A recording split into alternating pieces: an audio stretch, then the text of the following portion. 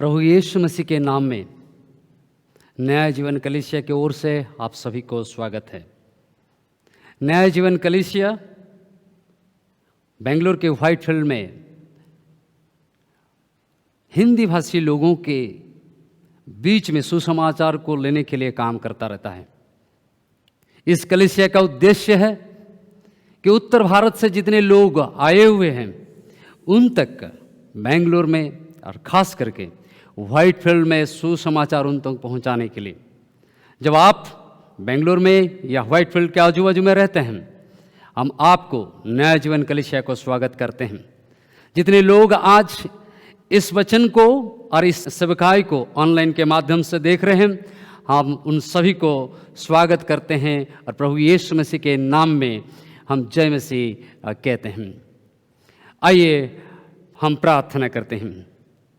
प्यारे पवित्र पिता, हम आपके चरणों में आते हैं क्योंकि आप महान हैं, आप हमारे सब कुछ है प्रभु। कलीसिया के निर्माता आप हैं। कलीसिया को प्रभु आप अपने लहू के द्वारा खरीद किए हैं, इसलिए धन्यवाद देते हैं। पिता परमेश्वर, हम प्रार्थना करते हैं आज के वचन के द्वारा आप हमें बात करें। जो ऑनलाइन में सुन रहे हैं परमेश्वर, दूर दूर से प्रभु इस वचन को आज सुन रहे हैं, उन सभी के जीवन में आपका वचन प्रभावशील हो और आप परमेश्वर उनके जीवन में, हमारे जीवन में बढ़ें और हम घटें। यीशु मसीह के नाम से मांगते हैं, आमीन। Thank you. प्रभु ने आज हम सभी को एक ऐसा सुंदर अवसर को दिए हैं कि हम परमेश्वर के वचन को मनन करें। परमेश्वर के वचन हमें बहुत चीज़ों को सिखाता है, लेकिन उनमें से आज इस बातों को हम देखेंगे। वो है प्रकाशित वाक्य उसका 12 अध्याय। प्रकाशित वाक्य उसका 12 अध्याय 7 से और नीचे हम पढ़ेंगे। 7 से 9 वचन को मैं पढ़ता हूँ। प्रकाशित वाक्य उसका 12 अध्याय। फिर स्वर्ग में लड़ाई हुई। मिकाएल और उसके स्वर्गदूत अजगर से लड़ने को निकाले और अजगर उसके दूत उनसे लड़े, परंतु प्रबल ना हुए और स्वर्ग में उनके लिए फिर जगह ना रही। तब वो बड़ा अजगर अर्थात वही पुराना सांप जो इबलीस और शैतान कहलाता है और सारे संसार को भरमाने वाला है, पृथ्वी पर गिरा दिया गया और उसके दूत उसके साथ गिरा दिए गए। बहुत सारे लोग प्रकाशित वाक्य को पढ़ते नहीं हैं क्योंकि उनको डर लगता है प्रकाशित वाक्य पढ़ने से। बहुत सारे लोग प्रकाशित वाक्य ये समझते हैं प्रकाशित वाक्य पढ़ने से हमारे जीवन में कुछ हो जाएगा। बहुत सारे लोगों के अंदर इस प्रकार की बातें हैं। प्रभु का वचन जब हम पढ़ते हैं, परमेश्वर हमारे अंदर काम करता है और प्रकाशित वाक्य जिस शब्दों में, जिस भाषा में लिखा गया, कभी कभी हम उसे समझ नहीं पाते हैं। प्रकाशित वाक्य को इंग्लिश में हम अपोकलिप्टिक लिटरेचर कहते हैं। ये जो भाषा है, इसको समझने के लिए हमें कुछ ट्रेनिंग की या शिक्षा की जरूरत होती है।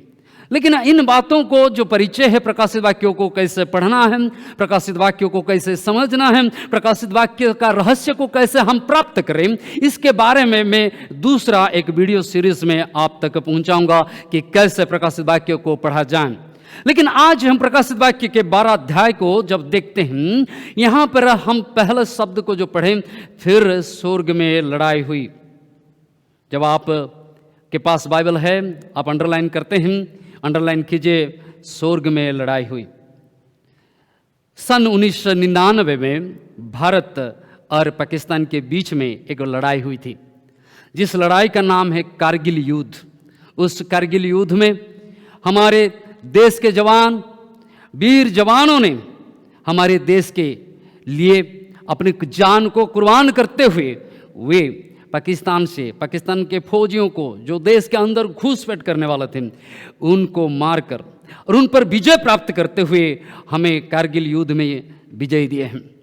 केवल हमारे देश के बारे में नहीं, जो विश्व में हम देखते हैं, विश्व में बड़ा बड़ा युद्ध हुआ है, जैसे कि विश्व युद्ध में बड़ी जंग लड़ी गई। उस जंग में बहुत सारे लोग मारे गए और बहुत बड़ा नुकसान भी हुआ। और ये जो जंग केवल भारत पाकिस्तान या विश्व भर में नहीं, हर जगह पर हम इतिहास को जब पढ़ते हैं, जंग के बारे में पढ़ते हैं। लेकिन मेरे प्यारे भाई और बहनें, प्रकाशित वाक्य 12 अध्याय 3 जंग के बारे में, मुख्य युद्ध के बारे में कहता है। आज जिस जंग को हम देखेंगे पहला सीरीज है, आने वाला हफ्ता में हम दूसरे और उसके बाद तीसरे सीरीज को हम देखेंगे। 3 युद्ध के बारे में प्रकाशित वाक्य उसका 12 अध्याय कहता है। पहला युद्ध जो 12 अध्याय 7 वचन कहता है, फिर स्वर्ग में लड़ाई हुई। ये जो लड़ाई हुई ये कोई देश और एक देश के खिलाफ नहीं है। ये जो लड़ाई एक राजा दूसरे राजा के खिलाफ में नहीं है। ये जो ये लड़ाई कोई शासन को, हुक्म को स्थापन करने के लिए नहीं, लेकिन ये जो लड़ाई हुई है ये स्वर्ग में हुई है। पृथ्वी पर लड़ाई होने से पहले जो पहला लड़ाई हुई है वो स्वर्ग पर लड़ाई हुई है। ये लड़ाई क्यों लड़ेगी? क्या आपने कभी पूछा है ये लड़ाई क्यों लड़ेगी? Why was there war in heaven? क्यों ये लड़ाई स्वर्ग में लड़ी गई है? जब आप इसके बारे में जानना चाहते हैं, आइए हम पढ़ते हैं। हम दूसरे पतरस उसका 2 अध्याय 4 वचन को पढ़ते हैं। दूसरे पतरस और उसके 2 अध्याय का 4 वचन को पढ़ते हैं। दूसरे पतरस 2 अध्याय 4 वचन हमें यह कहलाता है कि उसका एक कारण को हमें दिखाता है। लिखा गया, क्योंकि जब परमेश्वर ने उन स्वर्गदूतों को जिन्होंने पाप किया नहीं छोड़ा, अंडरलाइन किए, जिन स्वर्गदूतों ने पाप किया। तो स्वर्ग में स्वर्गदूतों ने पाप किया। इसका कारण स्वर्ग में जो लड़ाई हुई, उस लड़ाई का कारण स्वर्गदूतों ने पाप किया। यहूदा की पत्री में उसका 1 अध्याय 6 वचन में उसका दूसरा कारण लिखा जाता है। फिर जिन स्वर्गदूतों ने अपने पद को स्थिर न रखा वरन अपने निज निवास को छोड़ दिया, उसने उनको भी उस भीषण दिन के न्याय के लिए अंधकार में, जो सदा काल के लिए है, बंधनों में रखा है। यहां पर यहूदा की पत्र उसका 1 अध्याय 6 वचन में लिखा गया है, फिर जिन स्वर्गदूतों ने अपने पद को स्थिर ना रखा, अर्थात हो सकता है परमेश्वर ने स्वर्गदूतों को अपने कोई आसन दिए हैं, कोई उनको पद दिए थे, लेकिन इन स्वर्गदूतों ने अपने पद, अपने गरिमा को छोड़कर, अपने पद को छोड़कर और कुछ करने जा रहे हैं।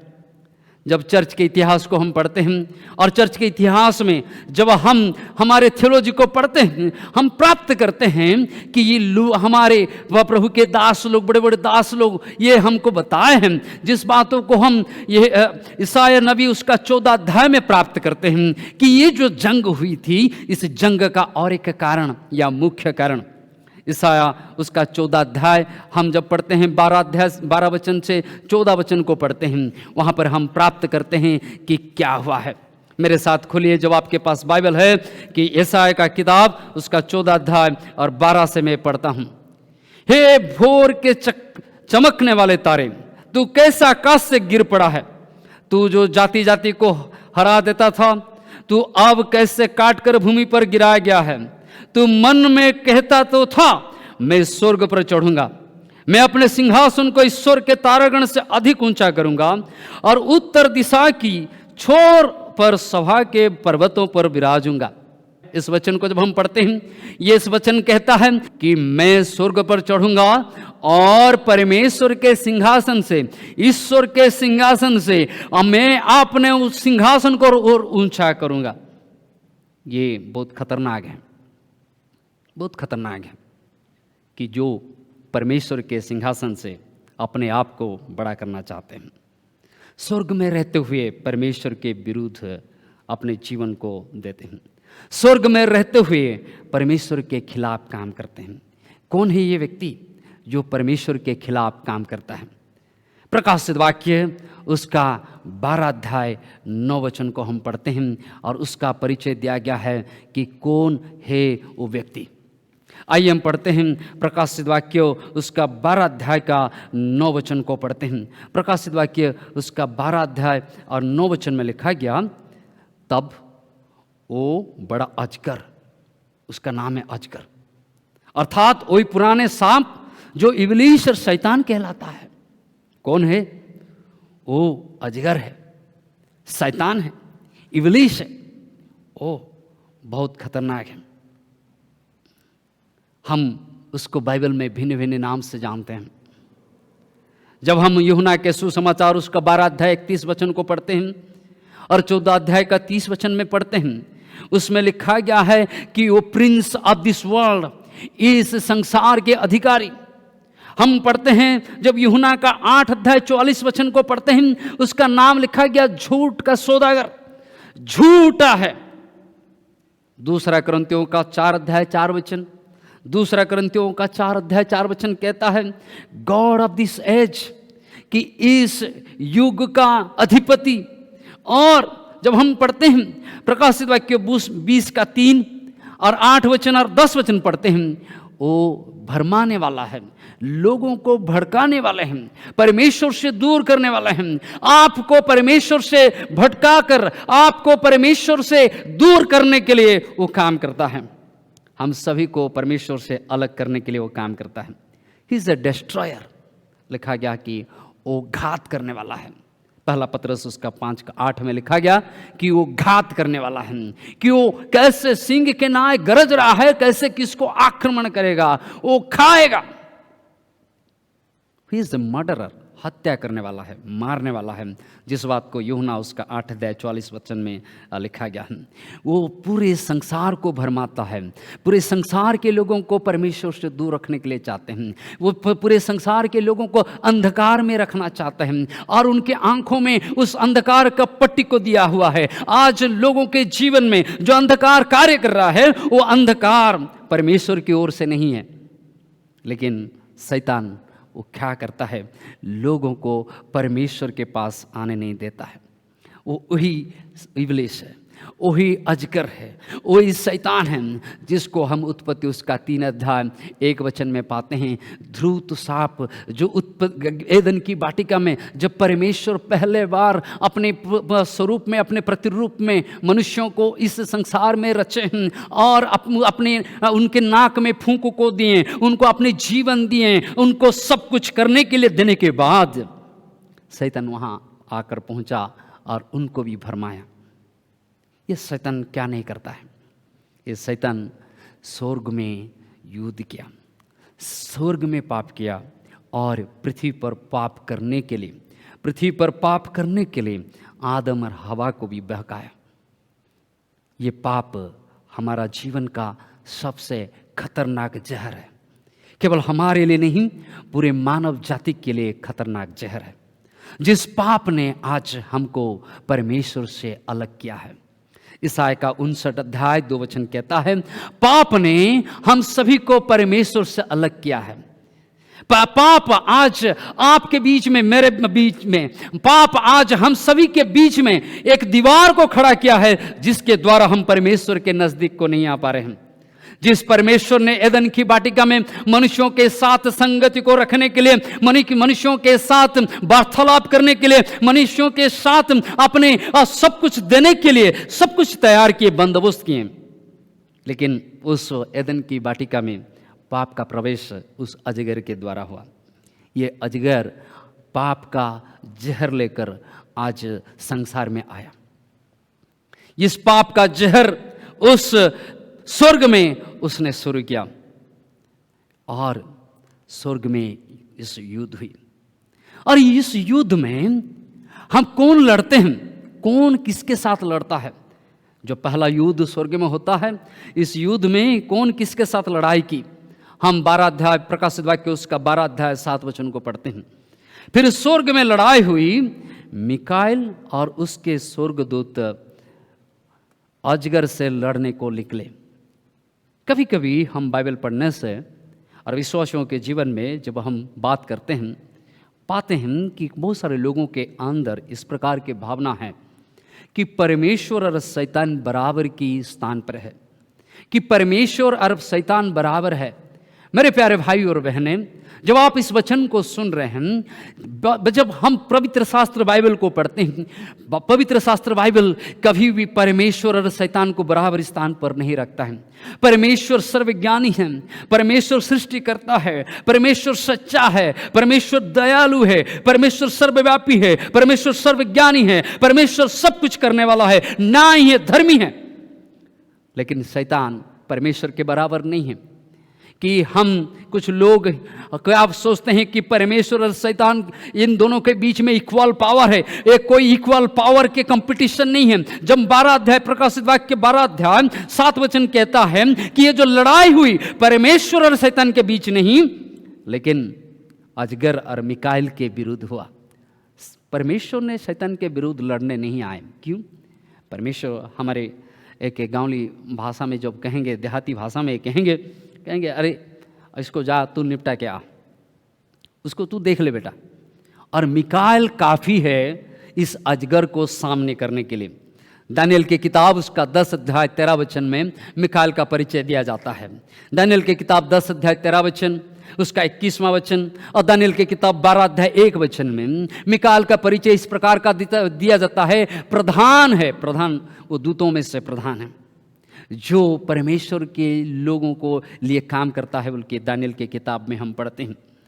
जब पुराने नियम की किताबें लिखी गई और उसके बाद की जो समय है जिसको हम सेकेंड टेम्पल जुडाइज्म कहते हैं, जो दूसरे यरूशलेम मंदिर के समय है, उस समय की कुछ जो लिखा है उसमें इस दूत के बारे में और कुछ लिखा गया है जिसको आज मैं यहाँ पर बोलना नहीं चाहता हूँ। लेकिन जो थियोलॉजी पढ़ते हैं और ज़्यादा जानकारी लेना चाहते हैं वो अपने से रिसर्च कर सकते हैं। लेकिन इस वचन को जब हम पढ़ते हैं, क्या पढ़ते हैं कि मिकाइल ने अजगर को हराया। क्या कर रहा?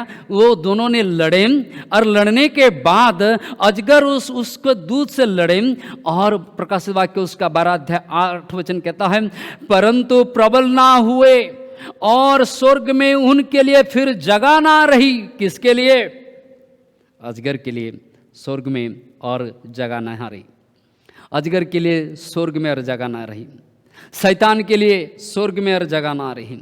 शैतान के लिए और उस पवित्र स्थान परमेश्वर के भवन में रहने का और जगह नहीं रही। और क्या हुआ उसका परिणाम?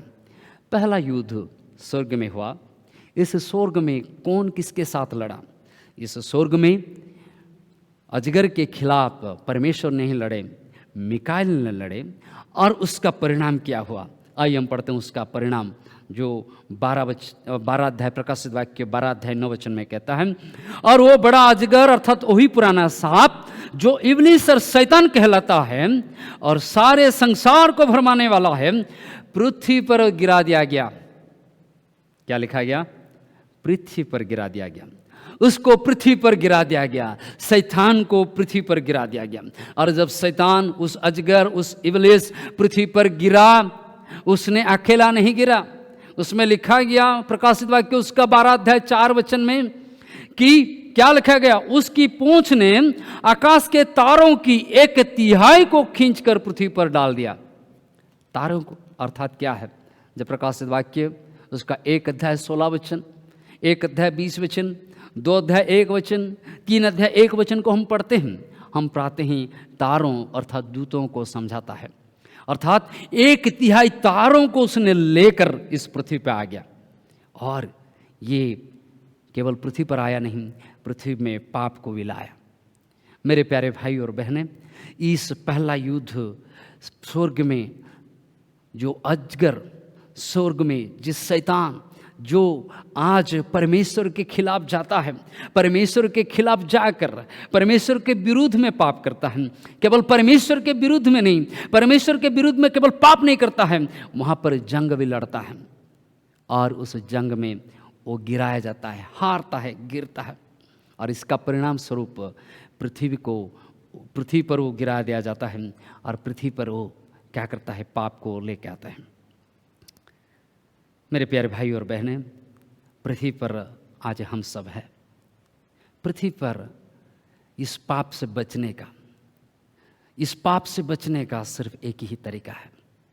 और ये पाप परमेश्वर की ओर से नहीं है। कभी कभी लोग सोचते हैं पाप और पुण्य दोनों परमेश्वर की ओर से है। वचन कहता है नहीं है। उत्पत्ति का 2 अध्याय जब हम पढ़ते हैं और 3 अध्याय को जब हम पढ़ते हैं, पाप एदन की वाटिका में परमेश्वर के द्वारा नहीं लेकिन शैतान के द्वारा हुआ है। ये शैतान पाप का बीज को आदम और हवा के बीच में डाला।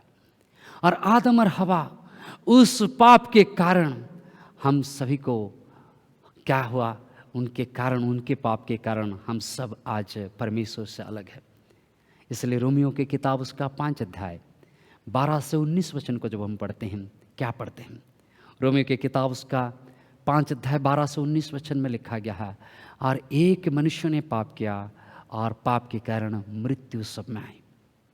आज इस मृत्यु हम सब पर आया हुआ है, पाप सब पर घाया हुआ है, और पाप का जहर इतने शक्तिशाली है, इतने प्रभावशील है कि लोग अपने आप को उस पाप से बचा नहीं सकते हैं।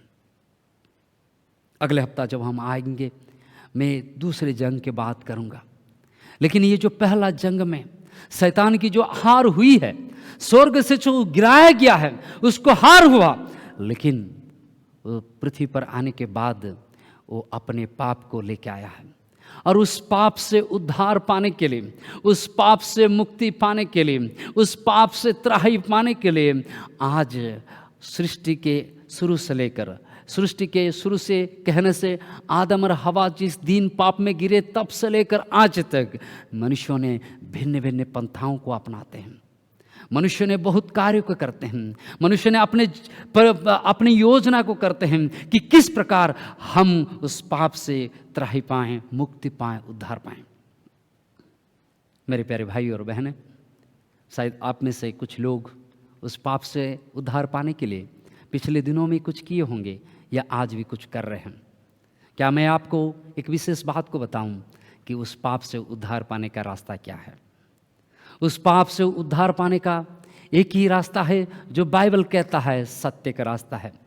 प्रभु यीशु संसार में इसलिए आए ताकि वो अपने जीवन को कुर्बान करें और हमारे पापों से हमें उद्धार दे। प्रभु यीशु का आगमन इसलिए हुआ ताकि वो आपको और मुझे पाप से बचाए। इसलिए यूहन्ना की किताब उसका 3 अध्याय 16 वचन में लिखा गया है, फिर इस परमेश्वर ने संसार से ऐसा प्रेम किया कि आपने एकलौता पुत्र को भेजा ताकि जो कोई उन पर विश्वास करे वो नाश ना हो परंतु अनंत जीवन प्राप्त करे। अनंत जीवन को प्राप्त करने के लिए, पाप से उद्धार पाने के लिए जब एक ही मार्ग है, यीशु पर विश्वास करना, यीशु के बलिदान को अपने जीवन में ग्रहण करना और यीशु को पास अपने जीवन को समर्पण करते हुए ये कहना, हे प्रभु, मैं आपको अपने स्वामी के रूप में, आपको अपने इस परमेश्वर के रूप में, उद्धारकर्ता के रूप में ग्रहण करता हूं। और शैतान की प्रभाव आपके जीवन से, पाप की प्रभाव आपके जीवन से वो नाश करने के लिए सिर्फ यीशु के लहू और कुछ नहीं है। प्रेरितों की किताब उसका 4 अध्याय 12 वचन में लिखा जाता है, आकाश के नीचे मनुष्यों के बीच में और कोई दूसरा नाम नहीं जिसके द्वारा हमारा उद्धार हो। सिर्फ एक ही नाम है, जो नाम है यीशु का नाम, और उस नाम से हम उद्धार को प्राप्त करते हैं। मेरे प्यारे भाई और बहनें, पहला जंग स्वर्ग में लड़ी गई। इस जंग में शैतान ने परमेश्वर के विरुद्ध में पाप किया, और शैतान ने परमेश्वर के विरुद्ध में केवल पाप नहीं किया लेकिन उस पाप को उस पृथ्वी पर लेकर आया और पृथ्वी को भी पाप से भर दिया है। लेकिन उस पाप से उद्धार पाने के लिए आज एक मार्ग है, एक जीवन है, वो सत्य है, वो यीशु के मार्ग है। क्या आप प्रभु यीशु मसीह को विश्वास करते हैं? जब आज तक आपने यीशु के बारे में नहीं सुने हैं, आज पहले बार यीशु मसीह के बारे में सुन रहे हैं, इस वीडियो के माध्यम से आप यीशु मसीह के बारे में पहले बार सुन रहे हैं, हम ये कहना चाहते हैं कि आप यीशु के बारे में और सुनिए और जुड़िए। परमेश्वर आपको अपने उद्धार के काम को देने के लिए, उसने परमेश्वर ने अपने इकलौता पुत्र को इसलिए भेजे ताकि मेरा और आपका, हम सभी का उद्धार हो। परमेश्वर हम सभी को उद्धार देने के लिए चाहते हैं और उस उद्धार के कार्य को पूरा कर चुके हैं कालवरी क्रूस पर। जो कोई उस पर विश्वास करेगा वो नाश नहीं होगा। जब आप यीशु मसीह के बारे में नहीं जानते हैं, आज पहले बार यीशु के बारे में जान रहे हैं, यीशु के बारे में सुन रहे हैं, अपने जीवन को प्रभु यीशु मसीह के पास दीजिए। कहिए, प्रभु, मैं आपको नहीं जानता हूँ लेकिन मैं आपको जानने के लिए चाहता हूँ, मैं उद्धार पाने के लिए चाहता हूँ, मुझे उद्धार दे। और परमेश्वर का उद्धार आपके जीवन में परमेश्वर यीशु के द्वारा देंगे। हम कैसे उद्धार पाएं? और उद्धार सिर्फ यीशु के नाम पर ही होता है। परमेश्वर चाहते हैं कि हमारा उद्धार हो, आपका उद्धार हो।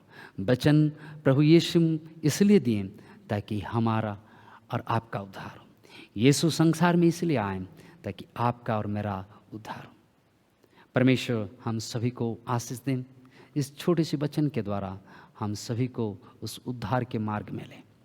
हम पाप से, जिस पाप के जीवन हम जी रहे हैं, जिस पाप से हम सड़े हुए हैं, क्योंकि पाप एक कैंसर से बड़ा बीमारी है, सबसे जहर है जो पाप आज मानव जाति को नाश किया है। उस पाप से बचने के लिए, उस पाप से उद्धार पाने के लिए, उस पाप से हमें निकालने के लिए प्रभु यीशु मसीह क्रूस पर जान दिए।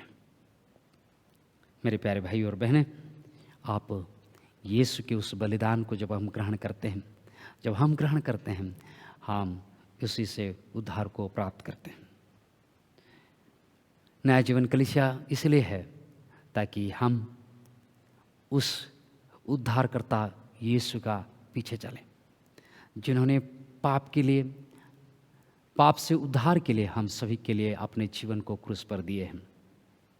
इसलिए हम परमेश्वर के पास अपने जीवन को दें।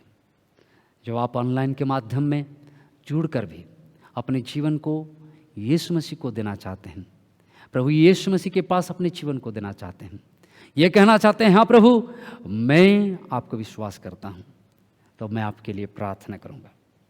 जब आप पहले से ही प्रभु यीशु मसीह को ग्रहण किए हैं और प्रभु के वचन में उद्धार की मार्ग में बने रहना चाहते हैं और परमेश्वर के उस उद्धार को जो आप पाए हैं, उस उद्धार के लिए प्रभु की महिमा और करना चाहते हैं और बेंगलोर में हमारे साथ जुड़ना चाहते हैं, हम आपको प्रभु के सेवकाई में, प्रभु के संगति में, वचनों में और बढ़ाने के लिए जरूर आपको सहायता करेंगे।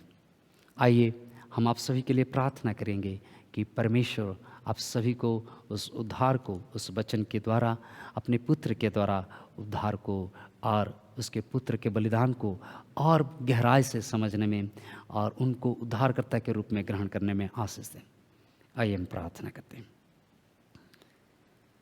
मेरे प्यारे खुदावंद परमेश्वर पिता, प्रभु मैं प्रार्थना करता हूँ आज सारे भाई और बहनों के लिए, माँ और बापों के लिए,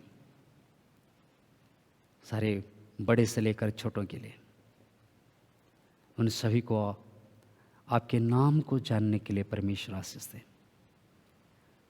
जब ऑनलाइन के माध्यम से कोई पहले बार प्रभु आपके सुसमाचार को सुन रहा है, प्रभु मैं प्रार्थना करता हूँ आपके काम उनके जीवन में, उद्धार का काम उनके जीवन में होने दे। परमेश्वर उनको आप छू लीजिए, आपके सुसमाचार का कार्य उनके जीवन में होने दीजिए। प्रभु जो आज आपसे प्रभु कुछ उम्मीदों के साथ प्रार्थना कर रहे हैं, प्रभु मैं प्रार्थना करता हूँ आपके स्वर्गीय आशीषों से आप भर दें। आप परमेश्वर दया कीजिए, हमें आपके वचनों में, आपके संगति में, आपके भय में और प्रभु आपके मार्ग में प्रभु बने रहने के लिए आपके अभिषेक अनुग्रह दीजिए। सभी हाँ परमेश्वर भाई बहनें, सभी आपके प्रभु जो विश्वास करने वाले हैं, सभी भाई बहनों को आप आशीर्वाद दीजिए। प्रभु नया जीवन कलीसिया को आशीर्वाद कीजिए और आपकी आशीर्वाद हम सभी के जीवन में दीजिए। धन्यवाद आदर आपको देकर प्रभु यीशु मसीह के नाम से मांगते हैं, आमीन आमीन। Thank you. सबको जय मसीह।